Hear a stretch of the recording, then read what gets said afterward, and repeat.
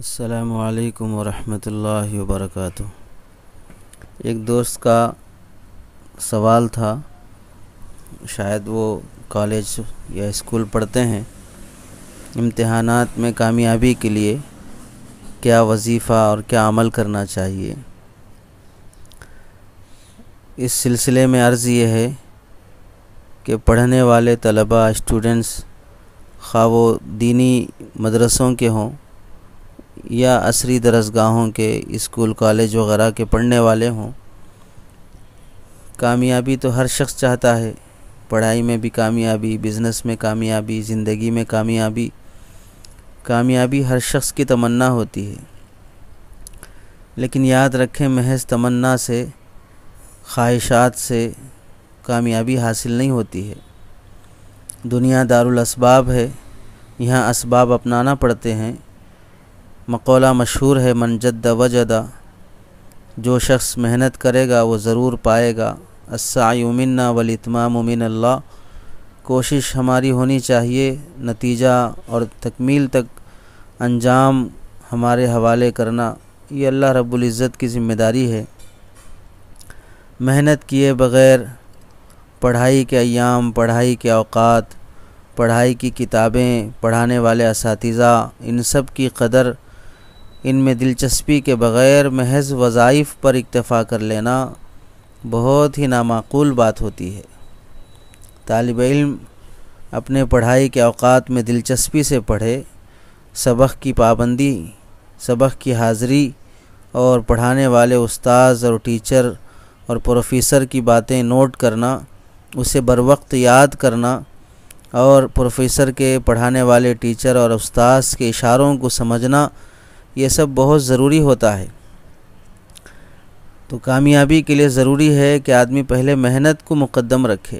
محنت ہی سب سے بڑا وظیفہ ہے۔ ذہن تیز ہو، ذہن کمزور ہو، بہر صورت ذہین شخص کا کامیاب ہونا ضروری نہیں ہے، محنتی شخص کا کامیاب ہونا ضروری ہوتا ہے۔ کہیں پر بھی یہ نہیں کہا گیا کہ ذہین شخص کامیاب ہو جائے گا، یہ کہا گیا محنت کرنے والا کامیاب ہو جائے گا۔ مثلا اگر کوئی شخص اولاد کی تمنا رکھ رہا ہے اور شادی نہیں کر رہا ہے اور بیوی سے خلوت بھی نہیں کر رہا ہے اور اولاد کے وظائف پڑھے جا رہا ہے، تو کون کہے گا اس شخص کے بارے میں کہ اسے اولاد ہوگی؟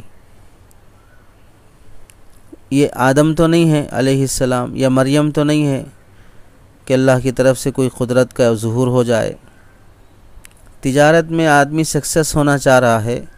لیکن تجارت کے اسباب، بزنس کیسے کیا جاتا ہے، کیسے ڈیل کی جاتی ہے، کچھ معلوم نہیں اور کچھ ہاتھ پیر مارنا نہیں ہے، محض وظائف پڑھے جا رہا ہے، تو کون سا شخص کہے گا کہ یہ شخص اچھا تاجر بن جائے گا، تجارت میں سکسیس ہو جائے گا؟ تو ایسے ہی پڑھائی کے لیے بھی ضروری ہے کہ آدمی محنت کرے، محنت کے اسباب کو اپنائے۔ پورے سال محنت کرنا ضروری رہتا ہے۔ متعلقہ کتابوں کا گہرائی سے مطالعہ کرنا، اسے سمجھنا، یاد کی جانے والی کتابوں کو یاد کرنا، سمجھنے والی کتابوں کو سمجھنا۔ بعض کتابیں رٹا لگانے کی ہوتی ہیں، اسے رٹ کے یاد کرنا رہتا ہے، بعض کتابیں سمجھنے کی ہوتی ہیں، اسے سمجھنا رہتا ہے۔ اور فن سے متعلق جو اساتذہ ہوتے ہیں، جیسے فزکس پڑھانے والے، میکس پڑھانے والے، ہسٹری پڑھانے والے، سائنس پڑھانے والے، جو ٹیچر، جو پروفیسر جس لائن کا ہو، اس کی رہنمائی حاصل کرنا، اس سے دوستی، اس سے تعلق بڑھانا، اس کی خدمت کرنا، سینئرز سے مشورہ لینا، کیسے سوالات آتے ہیں، کیسے انہیں لکھا جانا چاہیے، امتحان سے پہلے ہی امتحان کا فرضی پرچہ بنا کر اس کے حل کرنے کی کوشش کرنا، ناکامی کے اسباب پر غور کرنا کہ لوگ کیسے ناکام ہوتے ہیں، ٹائم پاس کرنا، وقت ضائع کر دیتے ہیں اور آگے فیوچر میں کچھ بننے کا جذبہ نہیں ہوتا ہے، جس کی وجہ سے پڑھ کے کیا کریں، نوکری نہیں ملے گی، ملک کدھر جا رہا ہے، اکنامک گر رہی ہے، ہم کو نوکریاں نہیں ملتی ہیں، سب فلاں اوروں کو ملتی ہیں، یہ سب خیالی باتیں چھوڑ دینا۔ دنیا آج بھی محنت کرنے والوں کے سامنے گھٹنے ٹیکنے تیار ہے، شرط یہ ہے کہ ہم اپنا لوہا منوا کے دکھائیں۔ لا یعنی دوستیاں، اندر سبق چل رہا ہے، ٹیچر اور سر پروفیسر پڑھا رہے ہیں، یہاں دیواروں پہ بیٹھ کے، گیٹ کے پاس، باہر سڑکوں پر دوسروں کو چھیڑتے ہوئے، پریشان کرتے ہوئے، فالتو کاموں میں لگے ہوئے ہیں، اور امتحان کے دنوں میں کامیاب ہونا چاہ رہے ہیں۔ فون کا غیر ضروری استعمال ہو رہا ہے، رات کے 2 بجے تک غیر ضروری فونوں میں لگے ہیں، کامنٹری سننے میں لگے ہیں، کرکٹ میں لگے ہیں، دنیا کے حالات اور نیوز جاننے میں لگے ہیں، اپنی پڑھائی میں دلچسپی نہیں ہے، تو بتائیے کیسے کامیاب ہوں گے؟ امتحان میں کیا پوچھا جائے گا؟ امتحان میں کوئی وظیفہ پوچھا جا رہا ہے، امتحان میں کوئی دعا پوچھی جا رہی ہے، امتحان میں کیا پوچھا جا رہا ہے ہمیں وہ یاد کرنا چاہیے، اس میں دلچسپی دکھانی چاہیے۔ آج تک دنیا میں جتنے لوگ کامیاب ہوئے ہیں اور فرسٹ رینک سے پاس ہوئے ہیں، ان سے پوچھئے کہ انہوں نے کیا کیا ہے، کیسے پاس ہوئے ہیں؟ وہ وظیفے پڑھنے سے پاس ہوئے ہیں یا محنت کرنے سے پاس ہوئے ہیں؟ متعلقہ کتابوں میں گھنٹے گھنٹے صرف کر دینے کی وجہ سے یہ نتیجہ انہیں ملا ہے، یا محض تمناؤں اور لایانی فضول کاموں کی وجہ سے یہ انہیں مقام ملا ہے؟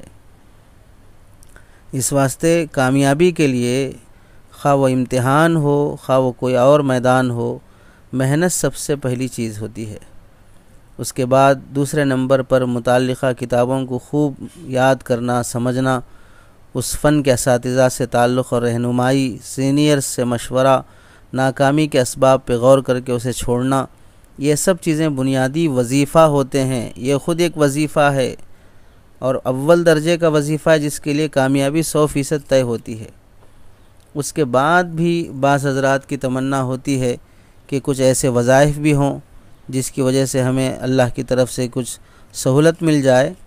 تو وظائف تو اپنی جگہ پر ہیں، اس سے کوئی انکار نہیں ہے، اس کی فضیلت ہے، اس کی اثر ہے اور اس کا ثواب ہے، یہ سب چیزیں ہیں،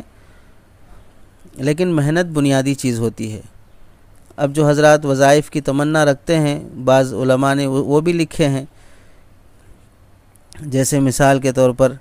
امتحان کی تیاری کرنے کے دوران ہر کتاب کے مطالعے اور تکرار سے پہلے یہ دعا پڑھ لینا چاہیے، رب اشرح لی صدری ویسر لی امری واحلل عقدۃ من لسانی یفقہوا قولی، یہ دعا پڑھ لی جائے، اور ایسے ہی یا ناصرو 300 مرتبہ پڑھ لیا جائے، اول آخر 11 مرتبہ درود شریف درود ابراہیمی کے ساتھ، ایسے ہی چلتے پھرتے حسبنا اللہ و نعم الوکیل نعم المولا و نعم النصیر، اس کا بھی اہتمام کر لیا جائے۔ امتحان حال میں جانے سے پہلے 2 رکعت صلاۃ الحاجات پڑھیں، جس میں پہلی رکعت میں سورہ علم نشرح اور دوسری رکعت میں سورۃ النصر پڑھیں، اور اللہ سے دعا کریں کہ اللہ تعالیٰ سینہ کھول دے اور دماغ تیز کر دے اور اللہ کی مدد شامل حال رہے۔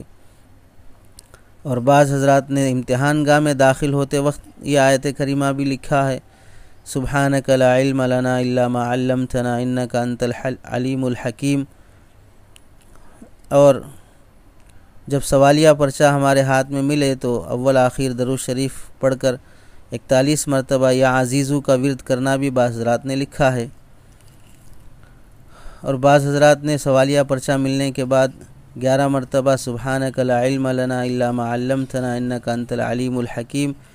اور 11 مرتبہ یا فتاح، 11 مرتبہ واللہ المستعان علی ما تصفون، اور اول آخر درود شریف کا اہتمام۔ اور امتحان مکمل ہو جانے کے بعد ہر نماز کے بعد نتیجہ رزلٹ نکلنے تک وَأُفَوِّضُ أَمْرِي إِلَى اللَّهِ إِنَّ اللَّهَ بَصِيرٌ بِالْعِبَادِ، اول آخر 11 مرتبہ درود شریف اور 25 مرتبہ اس آیت کا ورد کرنے کا بھی بعض حضرات نے لکھا ہے۔ یہ سب وظیفے ایسے ہیں جو تجربے کے ہوتے ہیں، کوئی حدیث سے یا قرآن سے ثابت شدہ نہیں ہوتے ہیں، لوگوں کے اپنے تجربات ہوتے ہیں اور قرآنی آیات کے اپنے اثرات ہوتے ہیں۔ اس کی وجہ سے آدمی کا جیسا یقین ہوگا ویسا اثر مرتب ہوگا، لیکن کامیابی کا یہ مدار نہیں ہوتے ہیں کہ اگر کوئی شخص محنت کیے بغیر اور متعلقہ کتابوں کو پڑھے بغیر اور اپنا محنت کا حصہ پورا کیے بغیر صرف یہ وظائف یاد کرتا رہے اور وہ امتحان میں کامیاب ہو جائے، ایسا 1% بھی ہونا مشکل ہے، 1% بھی ہونا مشکل ہے۔ اگر کوئی ہو جاتا ہے تو وہ شمار میں بھی نہیں آئے گا۔ پہلی چیز تو آدمی کی محنت ہوتی ہے، محنت سے ہی انسان آگے بڑھتا ہے، تو محنت بنیادی چیز ہے۔ اس کے بعد یہ وظائف ہیں، آدمی کو چاہیے کہ اگر وقت ملتا ہو تو ان میں سے کوئی بھی وظیفہ اپنا لے اگر یاد ہوں پورے تو کوئی حرج کی بات نہیں ہے، لیکن اپنی متعلقہ محنت میں کوئی کوتاہی نہ کرے۔ اللہ سے دعا ہے کہ ہمارے تمام نوجوانوں کو سمجھ نصیب فرمائے اور انہیں اپنے امتحان کے میدان میں، اپنے ایجوکیشن اور پڑھائی کے میدان میں اللہ انہیں 100% کامیابی نصیب فرمائے۔